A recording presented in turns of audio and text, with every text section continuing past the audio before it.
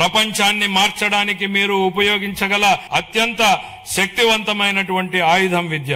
విద్య అనేది కేవలం భవనాలు, పాఠ్య ప్రణాళికలు లేదా పరీక్షలకే పరిమితం కాదు. తన బిడ్డ మంచి భవిష్యత్తును సాధిస్తాడనే నమ్మకంతో ఉన్న తల్లి కళ్లల్లో కనిపించే ఆశే విద్య. గ్రామీణ ప్రాంతానికి చెందిన ఒక విద్యార్థి వైద్యుడు, ఇంజనీరు, ఉపాధ్యాయుడు లేదా సివిల్ సర్వెంట్ కావాలని కలలు కనే సంకల్పమే విద్య.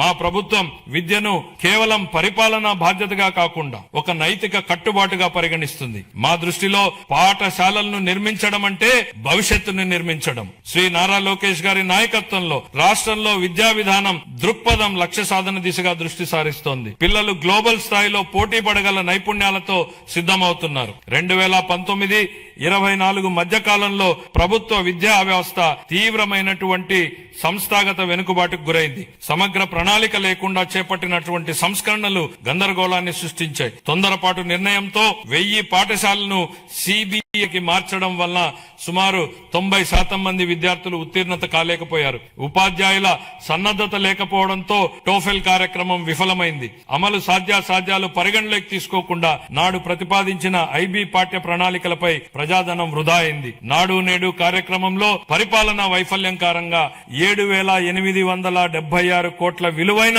మౌలిక సదుపాయాల పనులు అసంపూర్తిగా మిగిలిపోయాయి. జూన్ 24 నుండి మా ప్రభుత్వం విద్యారంగంలో సమగ్ర ఫలితాలపై దృష్టి కేంద్రీకరించిన సంస్కరణలను ప్రారంభించింది. తల్లికి వందనం, మనబడి మన భవిష్యత్తు, డొక్కా సీతమ్మ మధ్యాహ్న భోజన పథకం, పారిశుద్ధ్యం మరియు నిర్వహణ విధులు, పాఠ్య ప్రణాళిక మార్పులు, డిజిటల్ లెర్నింగ్, ఉపాధ్యాయుల సామర్థ్య వృద్ధి, పరిపాలన పునర్వ్యవస్థీకరణ వంటి ప్రధాన కార్యక్రమాల ద్వారా అభ్యసన సామర్థ్యాలను, ఫలితాలను మరియు గ్లోబల్ పోటీతత్వాన్ని మెరుగుపరచడంపై దృష్టి సారించాం. లెర్నింగ్ ఎక్సలెన్స్ ఇన్ ఆంధ్రప్రదేశ్ కింద KG to PG విద్యా సంస్కరణ నమూనాను ప్రారంభించాం.